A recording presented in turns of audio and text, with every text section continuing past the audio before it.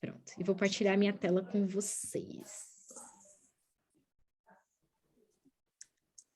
Tá muito ruído de fundo? Vocês querem que eu feche a porta?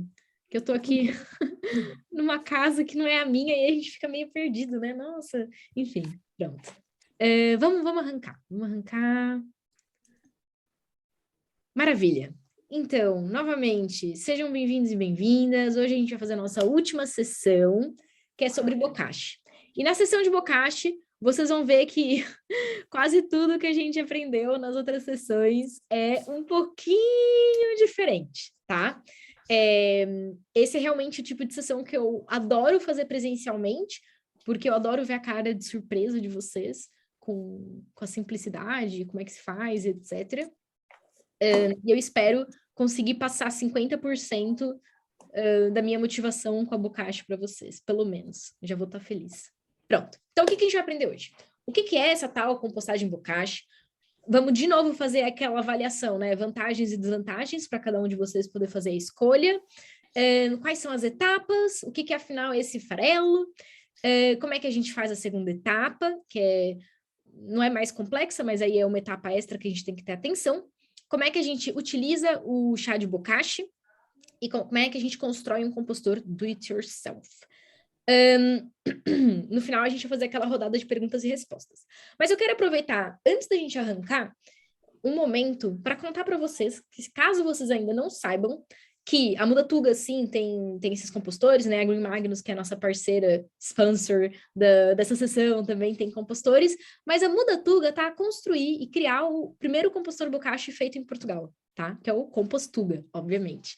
E eu só queria comentar que tem sido um processo muito emocionante e também, assim, da gente pegar tudo que vocês, pessoas que estão interessadas no nosso trabalho, comentaram sobre o que dá certo e o que dá errado e o que vocês gostam e não gostam dos compostores de vocês. E a gente conseguir, a partir de tudo que vocês contam pra gente, criar um compostor que seja perfeito, que seja lindo, que seja maravilhoso, que funcione, etc. Então, só dizer assim que esse tipo de feedback que vocês vão dando para nós, seja sobre as sessões, seja sobre o workshop, conteúdo, Carolina, fala sobre isso, fala sobre aquilo, seja para o Instagram, seja, enfim, qualquer coisa que seja, todo o feedback de vocês é muito valioso, tá? Então, também queria convidar vocês para, depois que terminar esse ciclo, né, esse primeiro ciclo, vocês, não sei, se quiserem, mandem um e-mail, deem feedback, contem pra gente o que pode ser melhorado, o que foi bom, o que foi ruim, o que vocês não gostaram, porque depois, a partir do feedback de vocês, nascem projetos maravilhosos, como o nosso próprio compostor, tá? Então, para dizer isso, ele ainda vai demorar para ficar pronto, é uma batalha, né, conseguir dinheiro para pagar um molde industrial, são investimentos da ordem das centenas de milhares de euros, é tudo muito caro, mas a gente está fazendo o nosso melhor noite e dia para que o compostor mais sustentável do mundo seja feito em Portugal. Pronto. Esse pequeno TED Talk passado, vamos lá.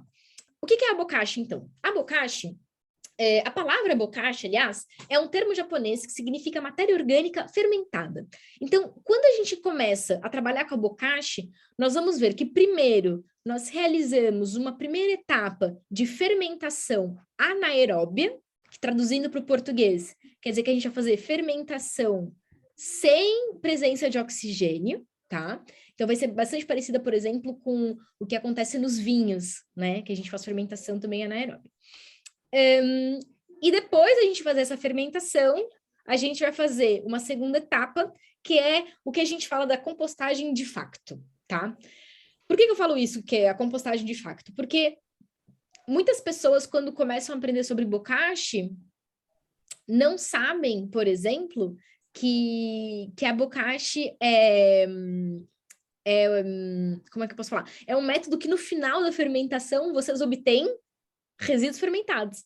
E as pessoas ficam, uau, então eu compro um compostor, ou eu faço um compostor, coloco meu resíduo, fermento todo aquele tempo, e no final fica tudo igual.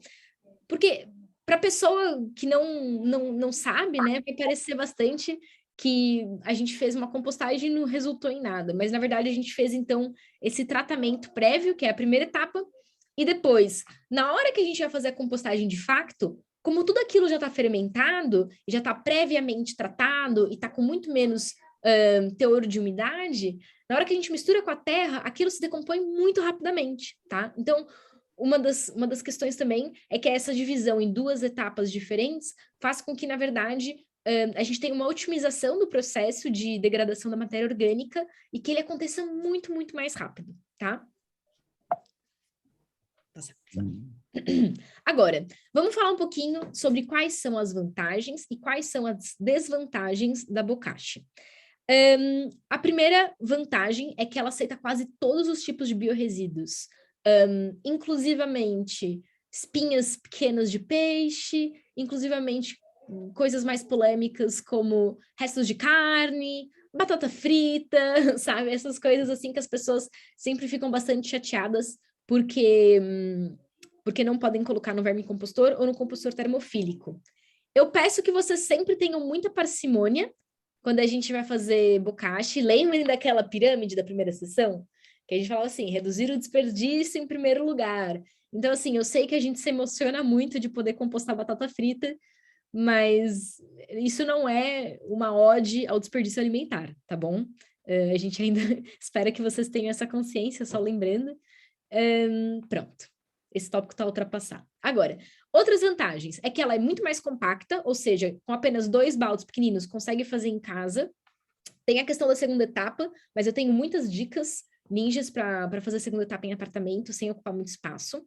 É muito mais adequado ao ambiente urbano, na nossa perspectiva da Mudatuga, e também a gente trouxe isso para a escola compostar, e muito mais rápido. Além disso, ela fornece um biofertilizante líquido que nós brincamos que é o chá de bokashi, mas ele não pode ser bebido, atenção. Ele é excelente para regar as plantas e ele é rico, muito, muito, muito rico em micro-organismos e ele é bom para revitalizar os solos, tá? Para fazer a regeneração dos nossos solos. Ela facilita muito a separação na fonte, porque na nossa perspectiva é muito mais prático não precisar de matéria seca para colocar nada no compostor, tá? Então a gente acredita muito nessa facilitação, sem sacos plásticos, nada de saco biodegradável e põe no negócio, não sei o que, não funciona.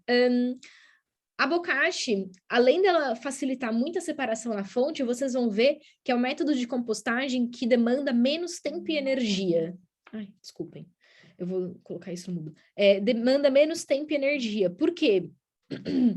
Porque vocês não estão a cuidar de minhocas e não tem que se preocupar com matéria seca, não tem que se preocupar com equilíbrio de umidade, não tem que se preocupar com temperatura, nada. É só colocar lá, colocar o farelo, isso vocês têm que colocar de facto, e depois aproveitar do adubo, tá? Além disso, sem odor e sem necessidade da matéria seca, pronto, isso já falei. A questão do odor, a bokashi, ela tem um odor característico, tá? Que não é, assim, um cheiro ruim, mas é um cheiro particular. Vai lembrar um pouco o cheiro da kombucha. Não sei se vocês sabem o que é kombucha, mas é bastante parecido. Em termos de manutenção, é muito mais fácil, como eu já mencionei. E aí, a gente tem uma grande vantagem, que é a redução de 25% do volume dos nossos resíduos. Como é que isso é possível? Na hora que nós apertamos os resíduos, eu vou explicar como é que se faz o passo a passo, né? Mas na hora que a gente aperta os resíduos e drena o chá de bokashi, 1/4 disso tudo, pelo menos, vira líquido, tá? Então, a gente reduz muito espaço. Quando a gente leva isso para uma escala industrial, uma escala municipal, 1/4 de redução de logística em recolha e tratamento de resíduos não só poupa muito ambiente, mas como poupa muito bolso, tá? Então, por isso que a gente acredita tanto no potencial da bokashi para Portugal. Além disso, e essa é a melhor vantagem de todas, a nossa visão, é que integravam com outras soluções de gestão de resíduos orgânicos. O que isso quer dizer? Que no mundo que a Mudatuga imagina como perfeito, vamos assim dizer, as câmaras e essas empresas que recolhem lixo só recolheriam o fermentado bokashi.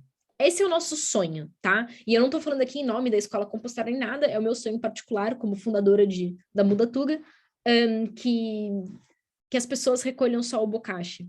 Eu acho que seria mesmo uma coisa muito, muito fantástica. Pronto. Agora.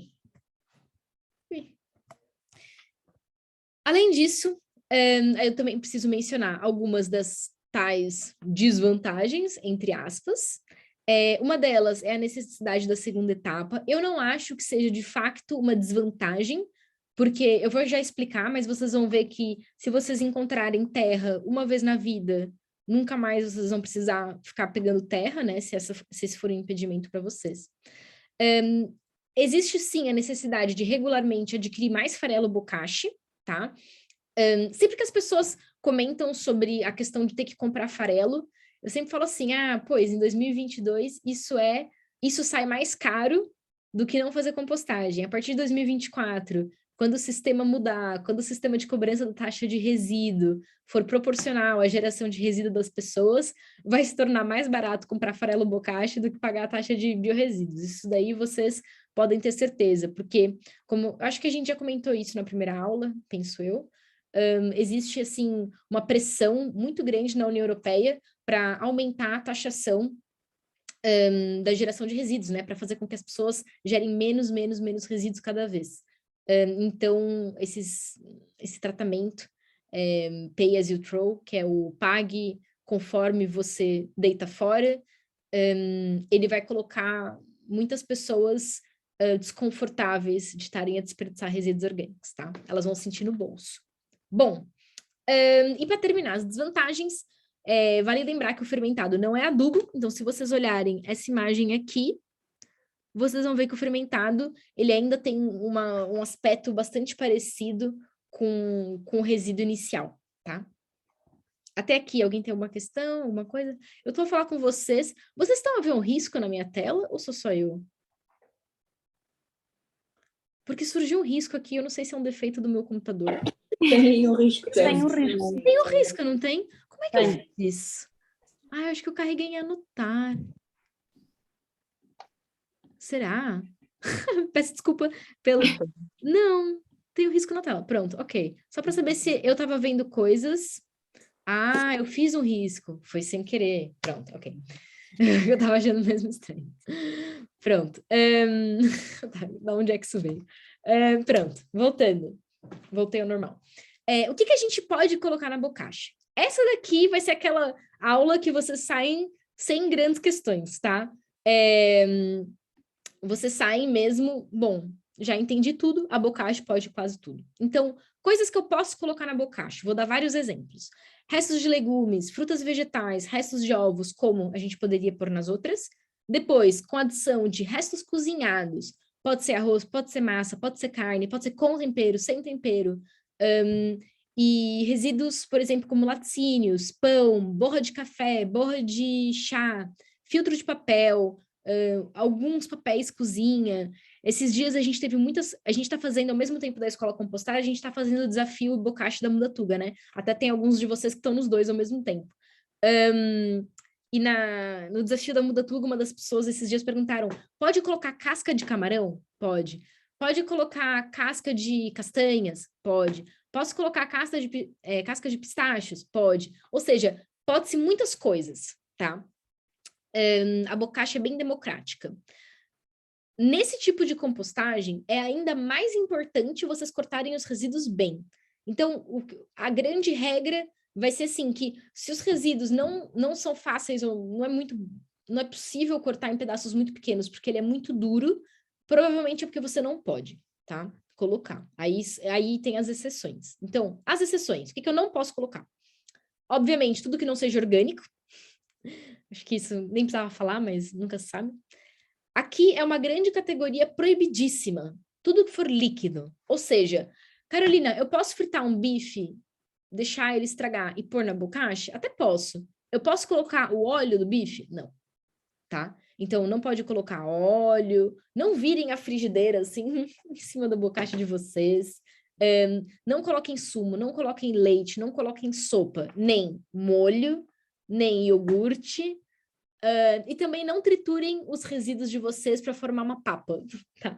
Que essa é uma questão que tem surgido muito e eu adoro essa questão, porque ela é muito inteligente, mas ao mesmo tempo, na bocacha ela não funciona. Não façam papa de biorresíduo, tá? Por quê? E as pessoas ficam, nossa, mas por que eu não posso colocar sopa, resto de sopa na bocacha? Porque a bocacha, ela tem uma questão muito relevante, que vocês vão já aprender, que a gente tem que amassar os resíduos para retirar o máximo de oxigênio que a gente consegue. Quando a gente tem resíduos úmidos, essa pá que a gente usa para amassar, ela faz assim, sabe? O resíduo vai para o lado. Então, a gente não consegue amassar os resíduos. E aí não funciona, tá certo? Não funciona. Para além disso, tem uma outra questão, é que quando a gente coloca esse tipo de resíduo, a gente gera um entupimento da torneira. E o chá de bokashi, ele tem que ser drenado com bastante frequência. E você ter uma torneira entupida é uma dor de cabeça, tá? Vai ter que desmontar a bokashi, vai ter que jogar as coisas fora, ou enfim, começar do zero, não sei, tá? Então não façam isso. Outras coisas que não se pode, colocar ossos médios ou grandes, tá? Como eu falei, umas espinhazinhas de peixe não me faz confusão, não tem problema. Se for os ossos médios ou grandes, entrem no Instagram da Mudatuga e descubram como é que se faz a reciclagem deles para a natureza. Fezes, papel higiênico usado, a gente já falou sobre isso. Não pode conchas de ostras ou caracóis, nenhum tipo de concha pode. Também para conchas, ossos, entrem no Instagram e vejam o post sobre ossos e conchas, que a gente fez recentemente. E, obviamente, medicamentos, pensos, beatas, etc. Ou seja, fazendo um grande resumo, eu posso tudo menos osso, concha e coisas cremosas líquidas, tá? É bastante amplo o que se pode colocar. Agora, vamos falar mais um bocadinho sobre a fermentação anaeróbia. Para quem não está familiar com esse processo, como eu já falei, um processo bastante parecido com o do vinho, né? A gente vai fermentar e obter, então, uma bebida fermentada. No caso, a gente vai obter eu digo assim, aquele resto da uva que fica fermentada do vinho seria o resíduo orgânico, e o vinho seria o chá de bokashi, né? Mas não comestível. Pronto. Para a gente conseguir fazer isso, a gente precisa utilizar os nossos micro-organismos especializados, vamos assim dizer, em fazer fermentação anaeróbia, que a gente chama de micro-organismos eficientes, tá? Em inglês é EM. Essa solução foi criada por um cientista japonês há muitos anos atrás, e esse cientista otimizou, né, para uma solução com os organismos que ele achava que eram mais relevantes. Na verdade, quando ele começou esses experimentos dele, que também é um biólogo aí espalhado pelo mundo, que está no Japão, ele tentou capturar, entre aspas, micro-organismos que já vivem ali em ambientes naturais, que têm essa função de degradação da matéria orgânica. E aí o que ele fez foi basicamente isolar e procriar e tentar criar soluções que eram comercializáveis com esses organismos. Para facilitar a nossa vida, existem duas formas que foram decididas para se comercializar esses micro-organismos. Uma delas é a forma líquida. Então, por exemplo, amanhã, quem tiver em Aveiro, domingo, quem tiver em Coimbra, vão ver que a gente vai levar um exemplo de compostor que vem com spray de micro-organismos, ou seja, não é farelo, é spray, tá? E a outra forma de se comercializar, então, é o tal farelo. Ou seja, o farelo da bokashi, esse farelo, ele é apenas um veículo para a gente colocar o micro-organismo e poder depois espalhar ele nos nossos compostores, tá? O farelo em si não faz nada. Ele é inerte, tá? O que faz alguma coisa é o bichinho que está ali dentro. Então, até perguntaram esses dias, eu não sei se foi nessa turma, se podiam usar, não sei se era estilha ou o que era, um farelo qualquer na compostagem bokashi. Eu falei, não, porque o que faz a ação não é o farelo em si, é o micro-organismo que colocaram no farelo, tá? Pronto. Avançando, já estava falando sobre isso, estava aqui me adiantando um pouquinho. Esse farelo que vocês veem comercial, geralmente ele é de trigo, cevada, etc. E ele é, então, inoculado com os micro-organismos eficientes e um pouquinho de uma fonte de açúcar. Pode ser açúcar mesmo ou pode ser melado de cana. Lá no Brasil, eles fazem com melado de cana, aqui na Europa fazem com açúcar. Ele depois é desidratado, armazenado, distribuído. É muito mais fácil distribuir assim, tá? A vantagem do farelo bokashi, em detrimento do spray bokashi, é que a gente consegue distribuir sem plástico, né? A gente consegue distribuir em papel. No caso, o farelo da Escasa, que é o que a gente trabalha hoje em dia, tem plástico, infelizmente, mas o farelo da Mudatuga eu prometo que não terá, tá? Então, a gente está trabalhando aí. O nosso farelo, ele vai ser feito com um ingrediente secreto, que vocês vão ficar sabendo oportunamente. Pronto. Na hora que esse farelo está desidratado, os micro-organismos entram em estado de dormência. Eles dormem, ficam ali esperando a umidade voltar. Na hora que a gente coloca em cima dos nossos resíduos úmidos e aperta esse farelo, ele vai se hidratando, né? E os micro-organismos voltam à vida. Bom, então, voltando à questão das etapas da bocashi. Existem 2 etapas, como eu já mencionei antes.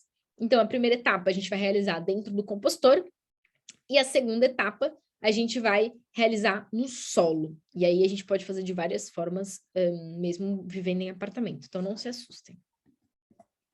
Agora, falando um bocadinho sobre a primeira etapa, então vamos começar pelo começo.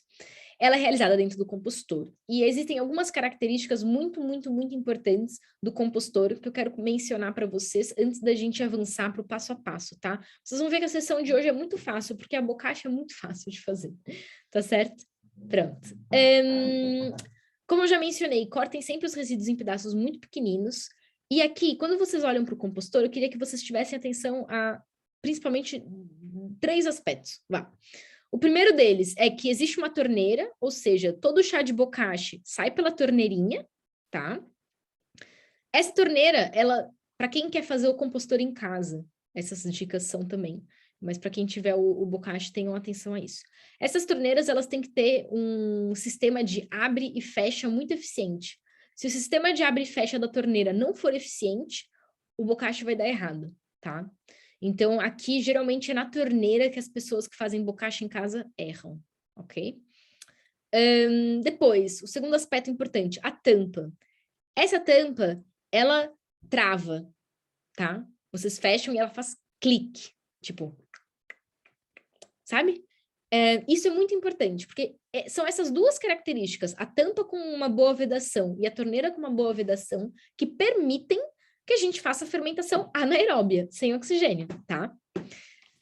Quando a gente tem uma tampa que não fecha bem, tem uma torneira que não está isolada, a gente tem um problema. A gente tem fluxo de ar, e com fluxo de ar, o cheiro de bokashi, que é o fermentado, a kombucha, vira cheiro de esgoto.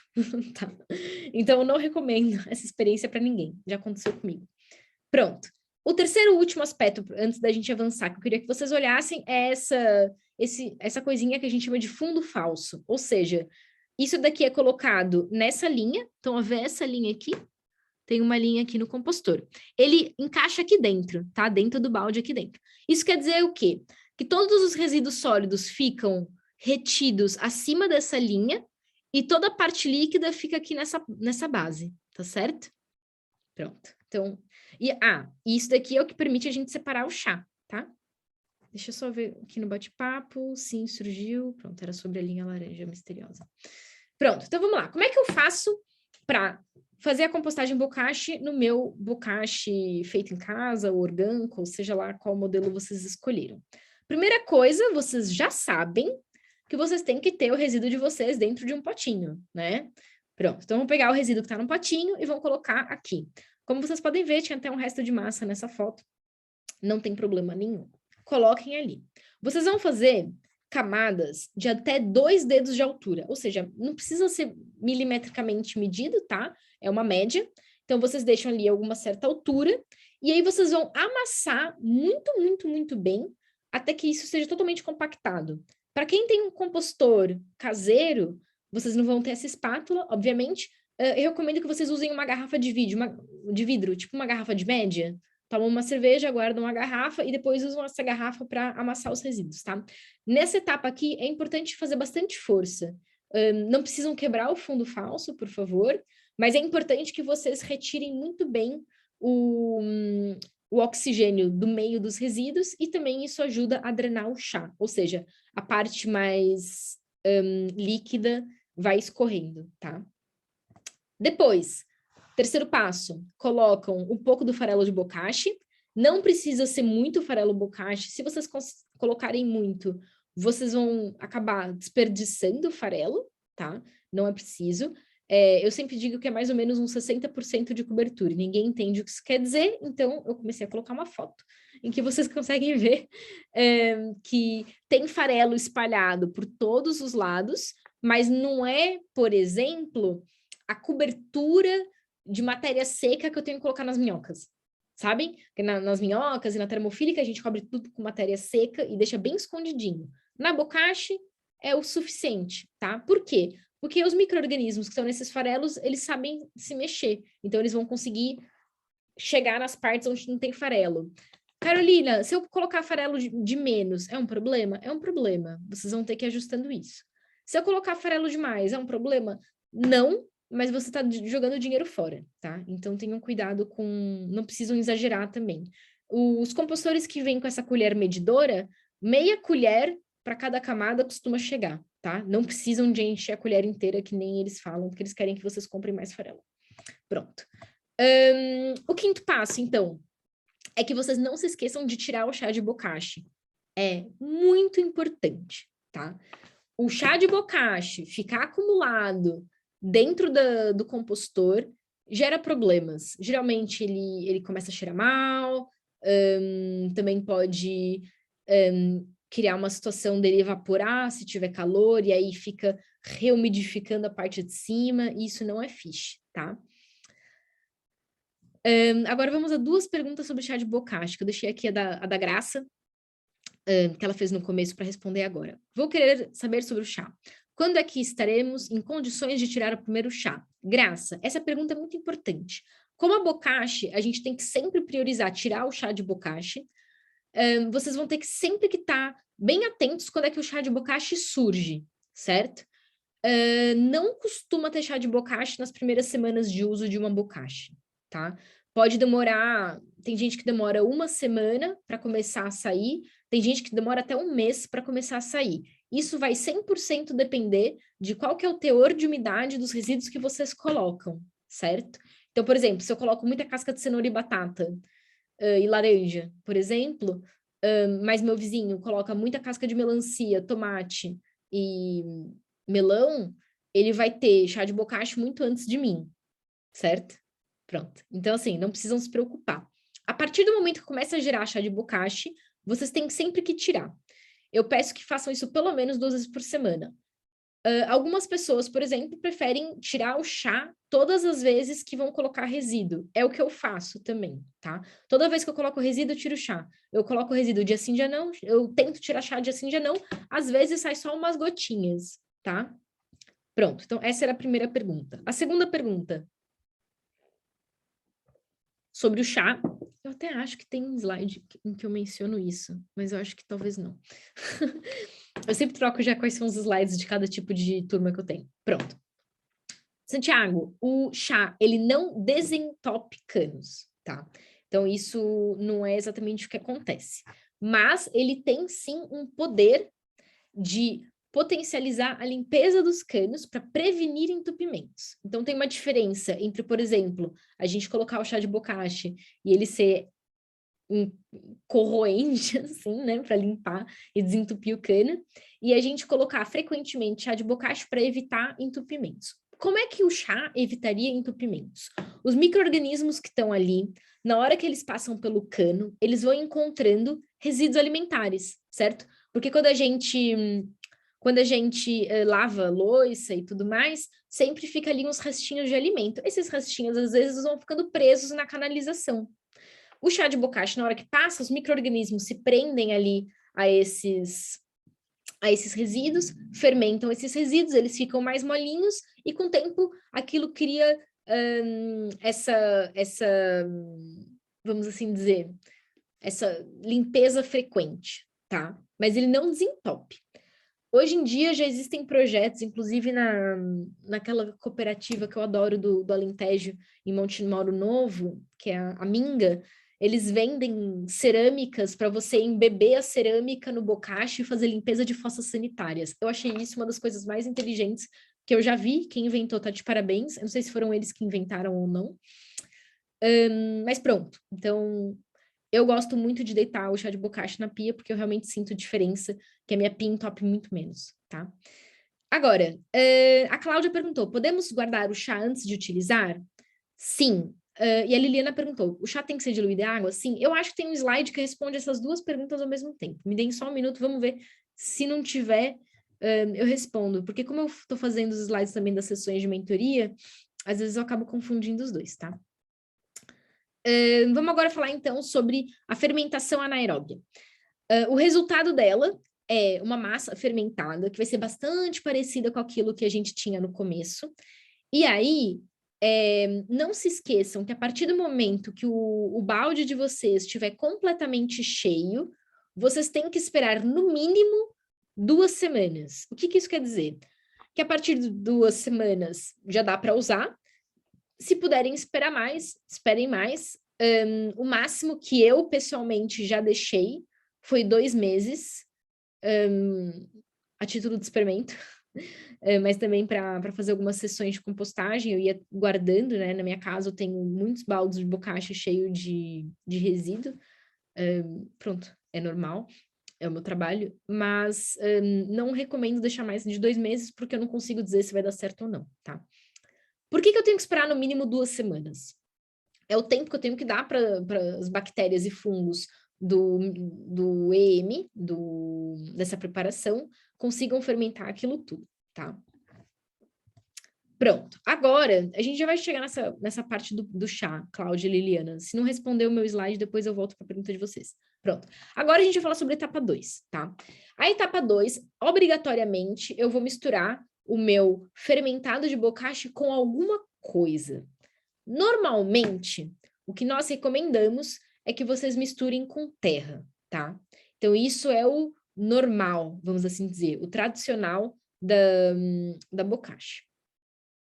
Quando a gente mistura os nossos resíduos com terra, a gente depois tem que esperar de novo, no mínimo, 2 semanas, tá? Ah, não, peço desculpa, que eu tava falando disso, mas também é no mínimo 2 semanas. A gente já vai chegar lá. Pronto. Se vocês notarem, hoje eu tô um pouco gaga, porque eu tô cansada. Porque eu dormi 4 horas. Mas eu vou dormir cedo hoje, para amanhã tá normal. Prometo. Pronto. Então, assim, agora o que a gente vai fazer? A gente vai misturar o fermentado com terra na proporção de 2 para 1, tá? E aqui não tem muita discussão, tem que ser 2 para 1. Qual é a exceção? Se vocês estiverem fazendo numa horta comunitária, por exemplo, vocês não precisam medir 2 para 1, porque tem tanta terra ali, cavam um buraco, misturem o bocashi com um bocado de terra, enterrem o bocashi e acabou. Para quem vai fazer em vaso e apartamento, eu pedia que vocês tentassem manter a proporção, tá? Então, a gente vai... O que eu faço geralmente é assim. Eu vou falar como é que eu faço a segunda etapa no meu apartamento. Eu tenho uma caixa do bocashi, ou seja, a caixa de cartão onde ele veio. Eu coloco uma camada de terra, 1/3 da terra eu coloco no fundo. Aí eu coloco uma parte do fermentado, coloco um pouco mais de terra, misturo e depois cubro tudo com terra, tá? Então eu vou tentar fazer assim, colocar terra embaixo, o fermentado ali no meio e também terra em cima. Por quê? Porque aí eu consigo fazer isso numa caixa de papel cartão, tá? E aí eu não tenho que comprar um vaso, enfim, encontrar um sítio para fazer. Qual que é uma das grandes vantagens da gente fazer a bocashi se a gente vive em apartamento, não tem quintal e não tem terra disponível? E aqui vem o truque ninja, tá?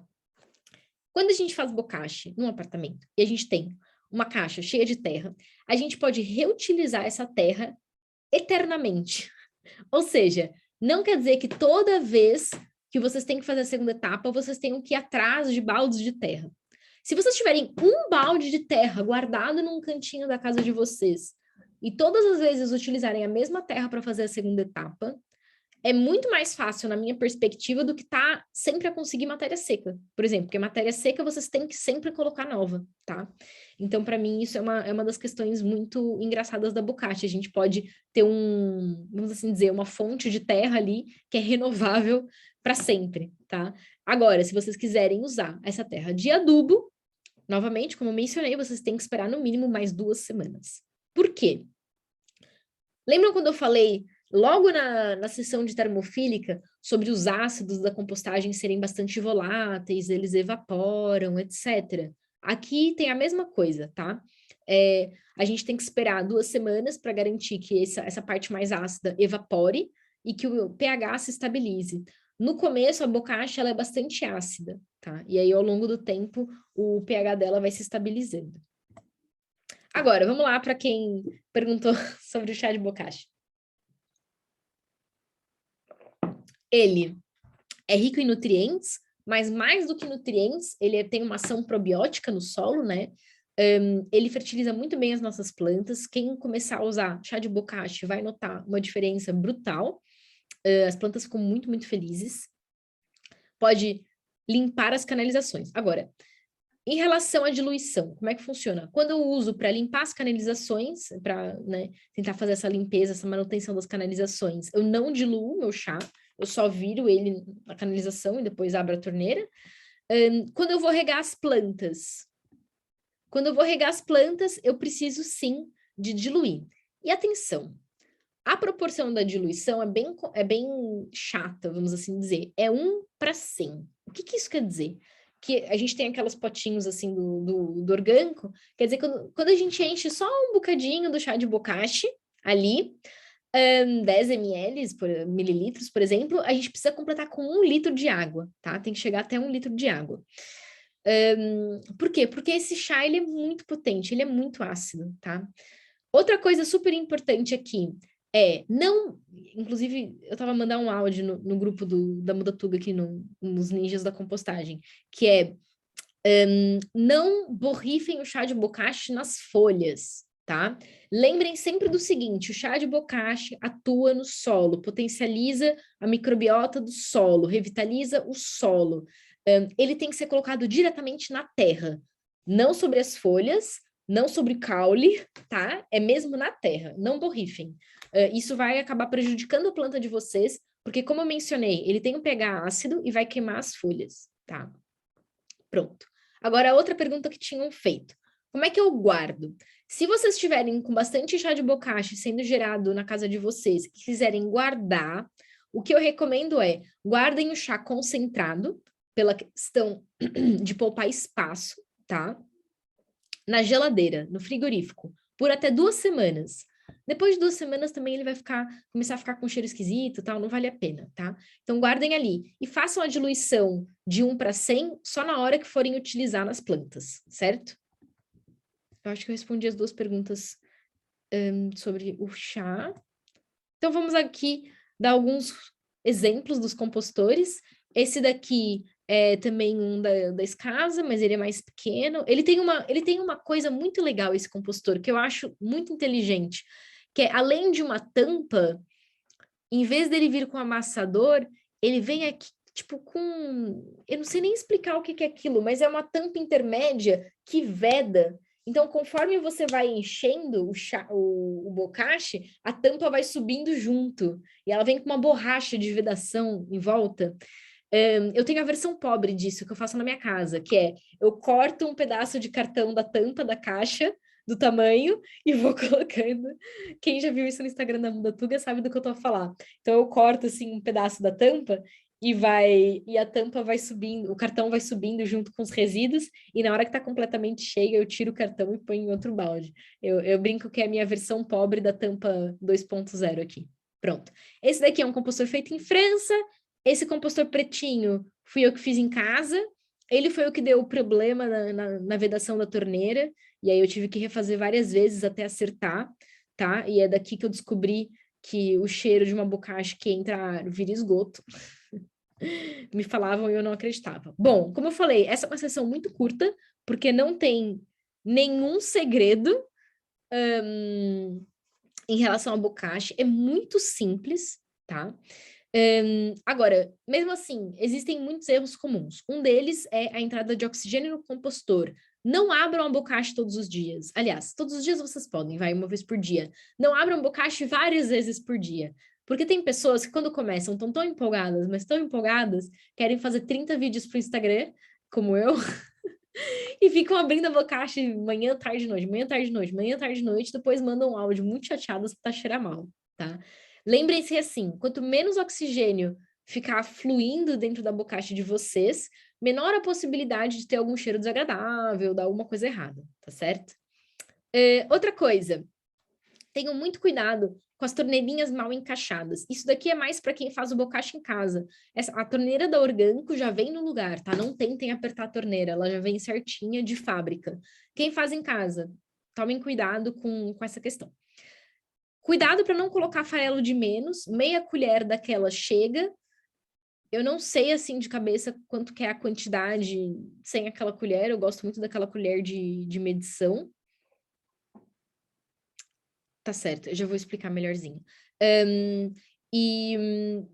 Outro erro muito frequente é não esperar tempo suficiente de fermentação, tá? Então tomem bastante cuidado.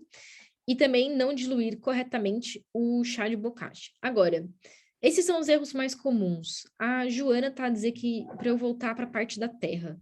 Então vamos lá, porque se calhar eu passei meio rápido e eu tô meio com um discurso meio confuso hoje, né? Eu peço desculpa por isso. Vamos lá, novamente. Então, quando a gente vai fazer a segunda etapa da bokashi, a gente precisa de duas coisas. Uma delas é terra e a outra é o fermentado. Quando a gente vai misturar, a gente precisa colocar, para cada porção de fermentado, a gente precisa colocar 2 porções de terra, tá? Então é bastante terra. Qual que é a minha sugestão? Quem vive em apartamento não vai ter terra disponível assim para ficar misturando na bokashi, tá?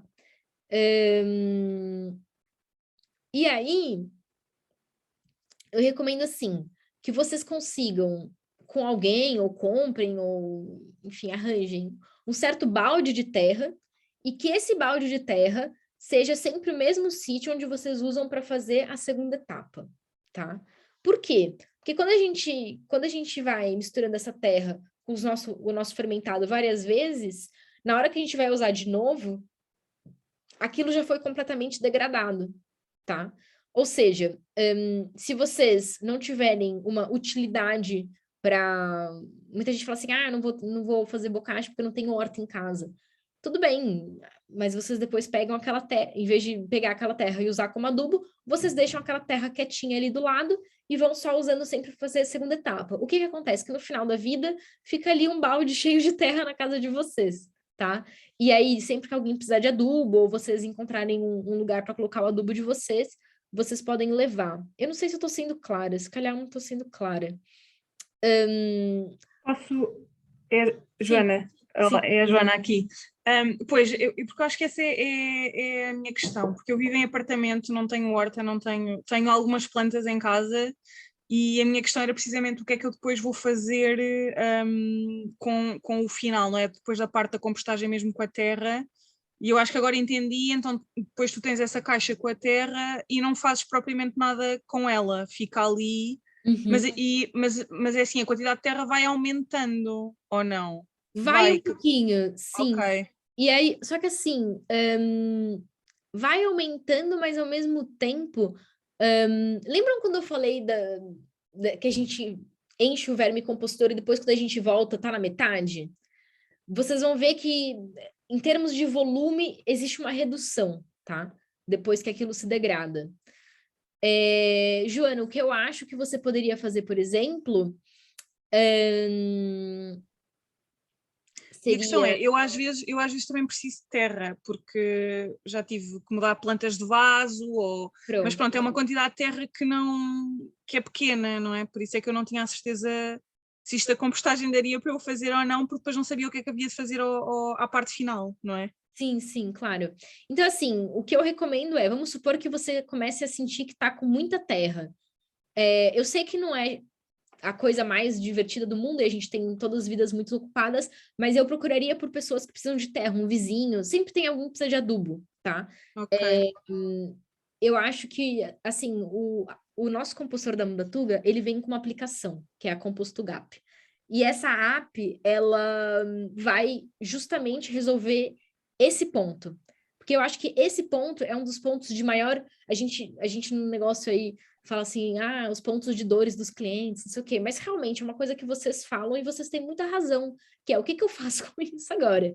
Então, assim, a gente quer criar redes de conexão para que, por exemplo, você, Joana, tá cheia de terra fértil em casa, que você fez um adubo de super boa qualidade e tem aí vizinhos ou tem agricultores na sua região que estão sempre a passar porque vão levar um produto aqui ou ali, e essas pessoas podem estar precisando de adubo. E a gente está aqui comprando adubo químico, sendo que a gente poderia estar criando redes de partilha, né? E eu acho que essa é uma das coisas que a gente quer muito trabalhar. Na Mudatuga, a gente acredita muito mais em quebrar paradigmas e status quo do que ficar tentando vender um produto propriamente. A gente acredita que existe essa oportunidade. Pronto, todo esse discurso para dizer que sempre há forma. Outra coisa que eu recomendo muito para as pessoas também é procurar hortas comunitárias perto de você. Vamos supor que tem uma horta comunitária em alguns quarteirões da sua casa ou assim, vocês podem ver se eles querem. Tem uma outra coisa super importante também, que é, e aqui é uma questão que é muito delicada, eu queria que vocês prestassem muita atenção no que eu vou falar. O bocashi fermentado, ele é excelente para a gente colocar em vermicompostores ou compostores de jardim termofílicos. Mas atenção para uma coisa. Esse fermentado, quando a gente coloca num vermicompostor ou num compostor de jardim, a gente não mistura com terra, a gente mistura com matéria seca.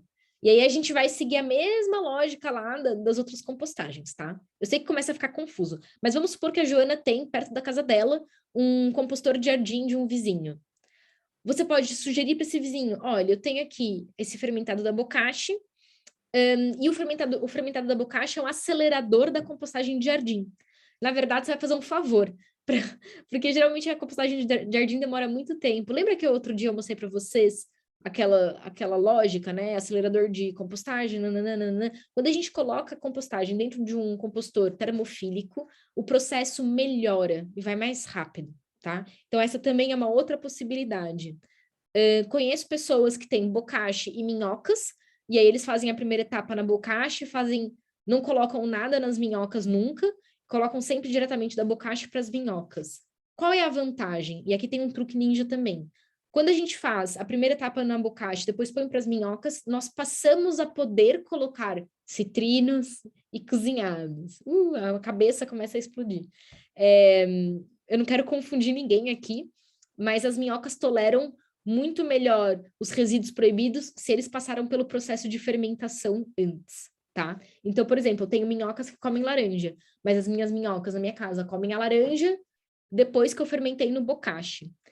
Qual que é a vantagem que eu tenho pessoalmente na minha casa? É que eu tenho um vermicompostor brasileiro, que eu trouxe do Brasil, que cada caixa tem 60 litros. Ou seja, eu consigo jogar lá minha bokashi, né, quase toda, com parcimônia, eu posso ir fazendo isso em etapas também, e cabe. Os vermicompostores, por exemplo, que até a Mudatuga tem para oferecer para vocês, eles têm um volume muito reduzido, eles são pensados para pessoas que produzem muito pouco resíduo, aí já fica um pouquinho mais complicado. Eu não sei se eu estou criando mais dúvida na cabeça de vocês, mas eu queria, assim, dar várias possibilidades de fazer isso. Eu também tenho, por exemplo, em Coimbra, onde eu vivo, alguns vizinhos que têm jardim, e eu já fui fazer segunda etapa na casa das pessoas, tá?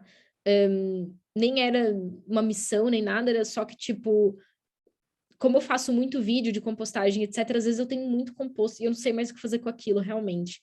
Então, eu procurei essas alternativas. Joana, eu espero ter te ajudado. Desculpa eu ficar aqui deliberando. Sim, está esclarecido. Eu vivo no Luxemburgo, portanto vou ter que tentar perceber se há aqui alguém à volta, mas eu tenho vários conhecimentos e sei de malta que não vive na cidade, como eu, portanto a probabilidade de encontrar alguém a quem dê jeito essa terra até pode ser elevada. Vou tentar ver.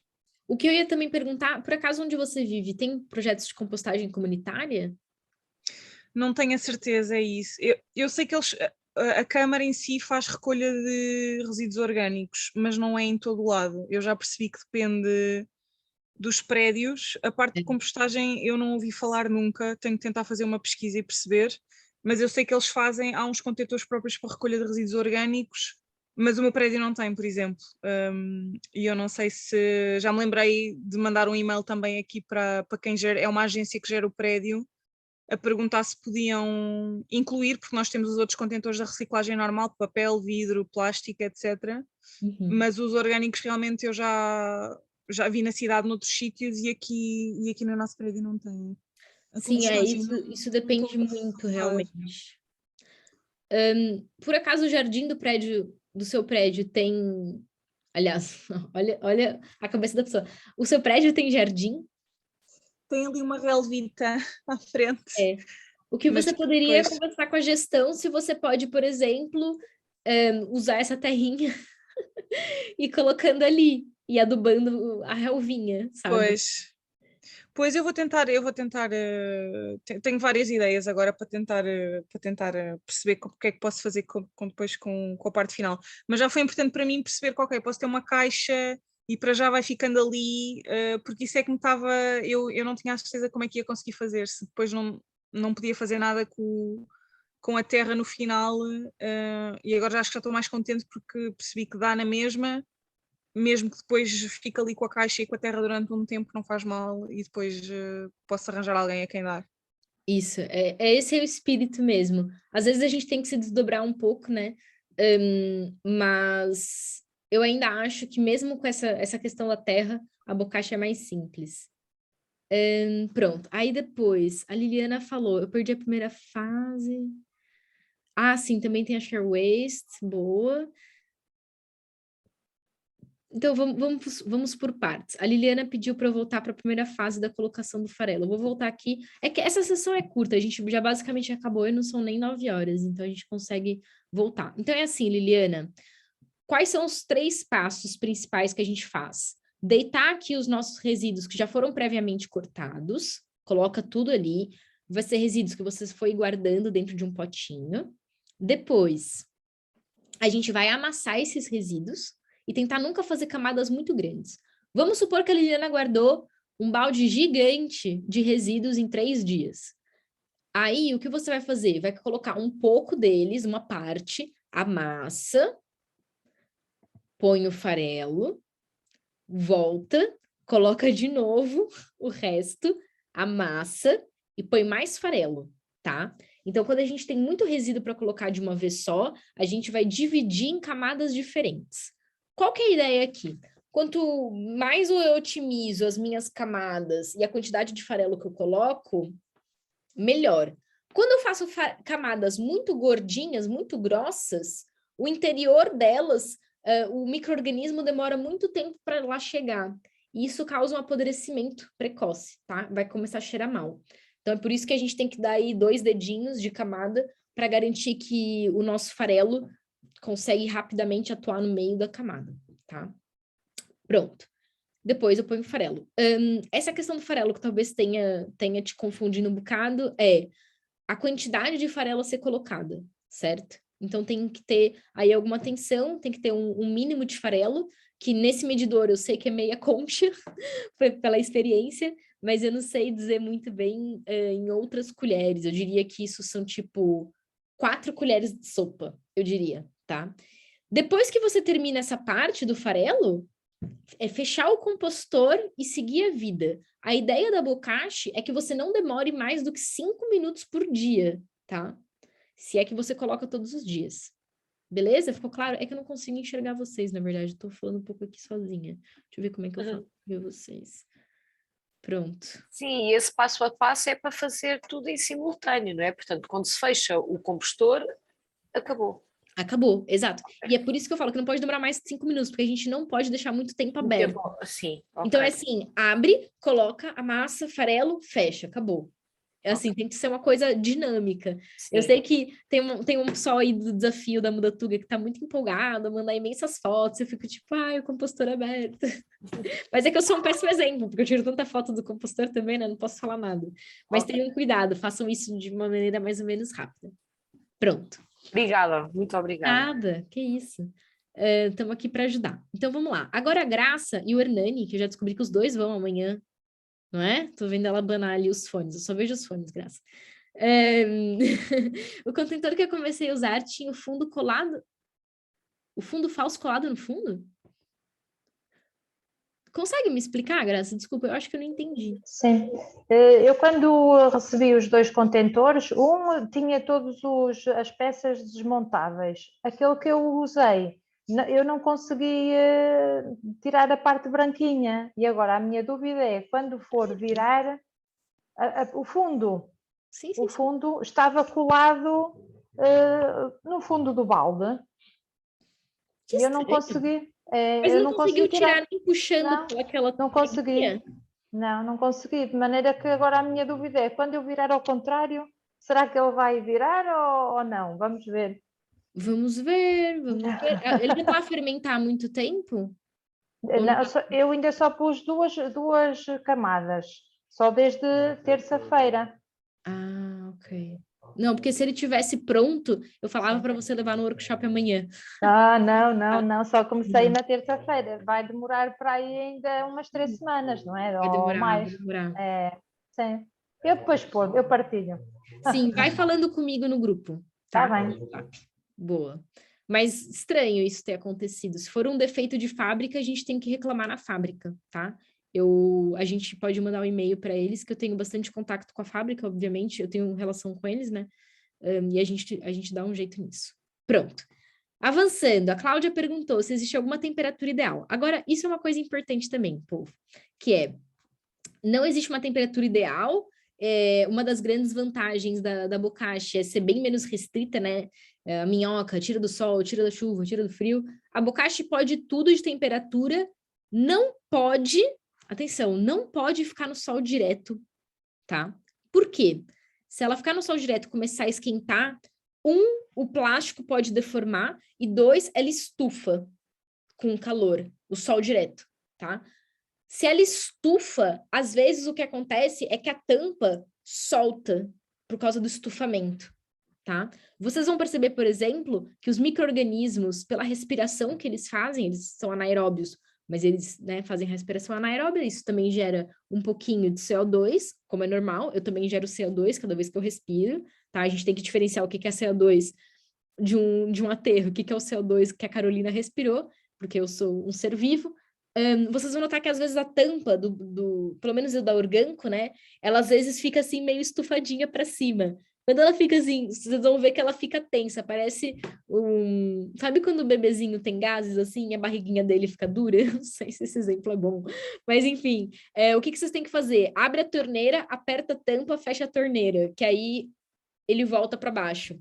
E aí, conforme os micro-organismos vão fazendo mais fermentação, às vezes acontece de novo essa liberação de gases. Pronto, acho que isso está respondido. Aí o Santiago perguntou, a bocashi tem que ficar dentro de casa? Então, Santiago, como eu falei, não precisa necessariamente ficar dentro de casa, tá? Mas ela não pode ficar no sol. Ou seja, se ela estiver fora de casa, não a deixem no sol, tá? No sol direto. Precisamos de mais contentor para fazer bocashi ou chega só um? Precisam de 2. Esse é o motivo pelo qual, por exemplo, quando a gente abriu a loja da Mudatuga, estrategicamente a gente não vende caixas com um contentor só, porque nós achamos que isso é enganar o nosso cliente, porque ele vai ali com a ilusão que ele pode pagar, sei lá, 50 euros para ter um compostor bocashi e no fim não funciona. Por quê? Lembram da questão das minhocas, que tem que ter no mínimo 2 bandejas de minhoca? A bocashi é a mesma coisa. Enquanto um balde está a ser enchido e tal, o outro está a fermentar. E a gente vai sempre fazer alternância. É sempre a lógica do compostor duplo. E com a bocashi não é diferente, tá? Pronto, tá respondido. Depois... Ah, a Marjolaine saiu.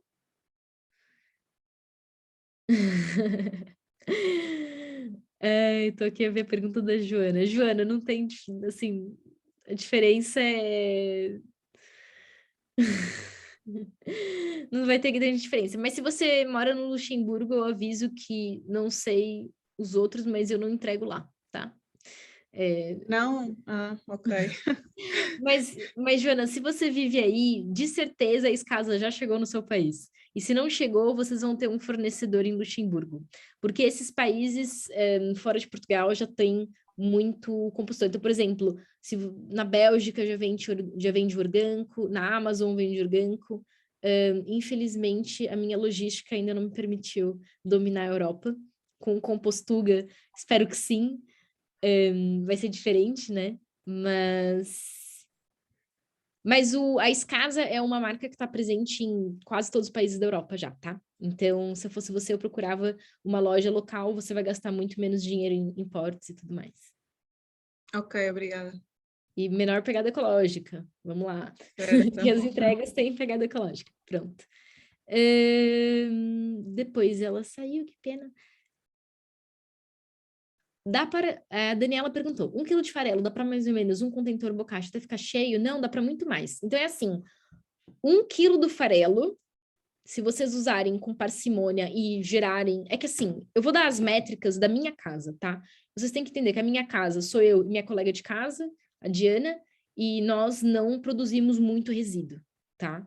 Eu sou vegetariana e trabalho com isso, então claramente eu tenho muito, muito cuidado para não gerar desperdício alimentar. A Diana não é vegetariana e às vezes ela tem os resíduos de ovo e tal. 1 quilo de farelo na nossa rotina dá para encher tranquilamente 4 baldes, até 5, tá? Que é colocar com parcimônia, mas não desperdiçar. Ou também não colocar de menos. Eu diria, Daniela, que esse é daquelas coisas que a gente só aprende fazendo. Que é tentar entender, assim, otimizar, ver, colocar um pouco menos, um pouco mais e ver quanto é que chega. É o que eu falei, para mim, meia colher funciona, tá? Não desperdicem farelo bokashi. Geralmente, eu diria que as pessoas demoram mais ou menos de 4 a 6 meses para repor o farelo dos meus clientes, tá? Então, eu estimo que seja mais ou menos esse o tempo.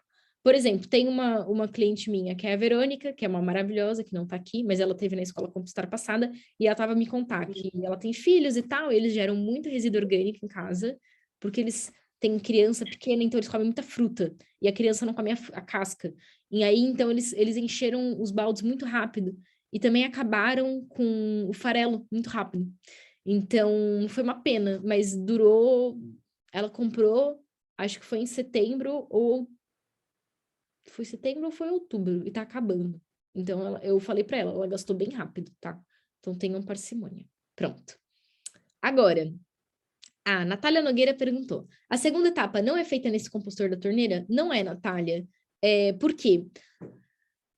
A gente sempre precisa de ter esses baldes disponíveis para a gente ir fermentando os nossos resíduos, tá? A gente não vai fazer a segunda etapa no balde com a torneirinha, primeiro porque a gente precisa do espaço para ir fermentando as outras coisas, mas também porque a gente vai precisar de um lugar que tenha mais volume. Ou seja, se eu tenho um balde, vamos supor, de 16 litros, cheio de resíduo, e eu preciso colocar o dobro de terra, não vai caber lá dentro, tá? O que eu recomendo? Quem pediu o bokashi orgânico e veio numa caixa de cartão, guardem a caixa de cartão, coloquem a terra lá dentro e façam a mistura lá dentro, porque eu garanto que cabe, porque eu faço isso também, tá? E outra vantagem muito fixe para quem faz isso é que vocês podem empilhar os 2 orgânicos, pôr a caixa por cima, e aí vocês deixam assim num canto da casa e fica assim, os 2 orgânicos e a caixa, tá? Então, funciona bastante bem, tá? Boa.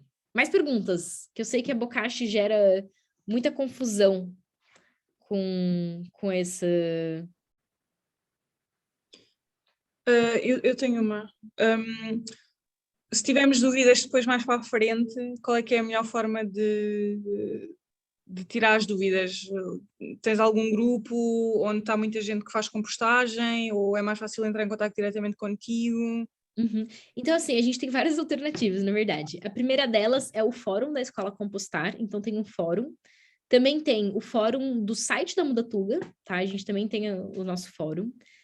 Nós temos nosso endereço de e-mail, que a gente tá fazendo o possível para responder toda a gente rápido. Inclusive, eu tava vendo aqui a Laura. Oi, Laura. Eu vi que você mandou um e-mail ontem, mas ainda não consegui te responder. Fui dormir às 2 da manhã e acordei às 6, eu juro, tá? Assim, Enfim, podem mandar e-mail. Eu tenho uma pasta só com as dúvidas de vocês, todas separadas com muito carinho. Eu respondo sempre, tá? Eu posso demorar. Às vezes as pessoas ficam chateadas e mandam 3 e-mails, mas não responde, mas eu respondo, tá? Podem também mandar mensagem no Instagram, podem me mandar WhatsApp. Eu prefiro quando são as formas colaborativas, por exemplo, os grupos, porque a pergunta de vocês pode ser pergunta de outra pessoa. Então, às vezes tem questões que realmente eu respondo 40 vezes a mesma questão, e é por isso que eu gostava que as pessoas usassem mais o fórum, porque aí a resposta fica lá listada. Tem um grupo de Facebook que chama Ninjas da Compostagem, tem o nosso grupo de clientes do WhatsApp, mas ele é só para os nossos clientes, que chama Ninjas da Compostagem. Tem o grupo do Desafio da Bokashi, que eu não sei se você tá se você se inscreveu no desafio ou não. De qualquer das Não, formas, acho meu que não. telemóvel. Anotem meu telemóvel, todo mundo anota meu telemóvel. Podem mandar WhatsApp. É possível que eu demore para responder um bocado, porque eu recebo muitas perguntas no WhatsApp também. Se vocês sentirem que vocês, por exemplo, estão lá no fórum da Escola Compostar e sentem falta de um grupo de WhatsApp, vocês podem, por exemplo, criar um grupo com todo mundo que esteja registrado na Escola Compostar, ou vocês podem falar para a gente, tipo, não, eu queria que vocês criassem um grupo. A gente cria o grupo e manda por e-mail para todo mundo. Quem quiser, entra, porque tem mais de acho que a gente tem mais de 1.400 contatos na nossa lista da Escola Compostar já. É uma coisa maluca que está crescendo. Então, a gente pode fazer um grupo de WhatsApp também. Pronto, listei aqui algumas possibilidades para vocês. Eu queria fazer uma pergunta, que é em relação à amanhã à aula prática na Universidade de Aveiro, em que departamento é que é? Para eu ir ter lá Vamos mesmo. lá. Assim. A gente mandou um e-mail hoje, até fico sempre atenta para ver se o e-mail está indo para a caixa de spam de vocês, tá? Deixa eu ver aqui que eu tenho. Então, é para a gente se encontrar no Departamento de Ciências Sociais. Ah, tá. Vai ser no Departamento de Ciências Sociais. Vocês vão entrar pela rua ali do Departamento de Ciências Sociais, onde está o da matemática, e ir até o final, onde tem um pontinho laranja. Se vocês entrarem no e-mail de vocês, a gente mandou ontem um e-mail, se calhar foi para spam, e a gente fez um mapinha para vocês, só que eu não sei se eu vou conseguir mostrar. Eu posso tirar o borrado. E a gente mandou para vocês o mapa. Deixa eu parar de partilhar minha tela para a gente se ver melhor.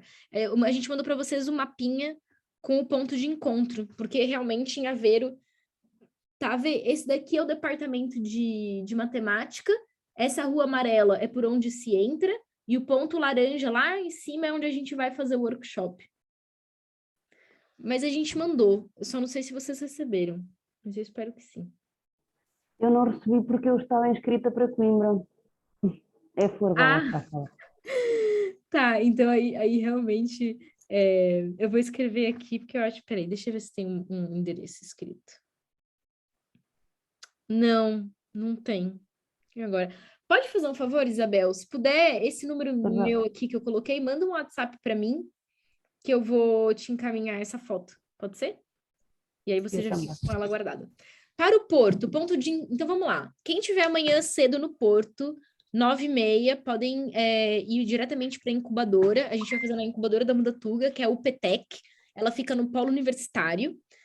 Chegam ali na porta de entrada, falam que vão para o auditório, para o workshop de compostagem, e eles vão encaminhar vocês para o auditório, tá? É super simples. Para quem estiver em Aveiro, então, por favor, tentem encontrar esse e-mail. Nós mandamos... Santiago, a gente vai mandar isso por e-mail, tá? Vocês todos vão receber amanhã. Talvez não hoje, porque eu tô cansada, mas amanhã eu prometo que vão receber. Pronto, boa noite. Pronto, Aveiro, vejam no mapa. Coimbra, encontro vocês diretamente na porta da Estufa Tropical, tá? Quem viu o Instagram hoje, eu já fui lá separar as cadeirinhas. Onde é que é a Estufa Tropical? Eu não faço ideia. Na hora que entra... Sabe onde são os arcos, Cristina? Sim. Pronto, na hora que entra naquela entrada principal dos arcos, vai descer as escadarias. Desce a primeira escadaria e à direita tem aquele prédio super bonito, que é meio branco, meio transparente, tem várias plantas dentro. É o único prédio fechado, assim, é tipo um prédio de vidro. Ok. Portanto, é para entrar no Botânico pela porta que dá para os arcos. Isso, exato. Ok. Quem desce da universidade. Isso. Desce ali pela calçada Martim de Freitas, vira à direita, entra pelo portão, desce a primeira escadaria e já é esse prédio de vidro. É o único prédio de vidro dentro do Botânico. É onde é o mercado biológico, onde costuma ser um mercado biológico. É ali daquele lado, sim. Tá. Quer dizer, o mercado biológico é ali em cima. Está mais cá em cima a entrada. Isso, descer a escada. Obrigada. Nada. Pronto. Acho que deu para a gente cobrir mais ou menos tudo. Então, como eu falei, essas sessões foram gravadas, vão ser enviadas para vocês todos, não se preocupem. Talvez não seja já, porque eu tenho que subir no YouTube, isso demora um tempinho. Mas amanhã, de certeza, quando eu chegar em casa, eu faço isso. Então, amanhã vai ser um dia corrido para nossa equipe. A gente vai sair aqui do Porto, vai fazer no Porto, depois vai sair do Porto, vai para Aveiro, depois eu volto para Coimbra. Então vai ser a maratona das aulas, tá? Queria dizer que eu estou muito feliz com a presença de vocês, os 20 últimos guerreiros aqui da sexta-feira à noite. Obrigada por decidirem passar o tempo com a gente. Espero que vocês tenham aprendido. Se tiverem dúvidas, estamos sempre disponíveis. A gente acredita muito que a compostagem tem que ser uma coisa democrática e que as pessoas podem fazer a diferença, tá? Então, obrigada pela presença, mantemos em contato. Desculpa aí qualquer coisa, e eu meio gaga hoje de cansaço. Obrigada. Até Lisboa. Sim, em breve. Meu namorado mora em Lisboa, eu tô sempre em Lisboa.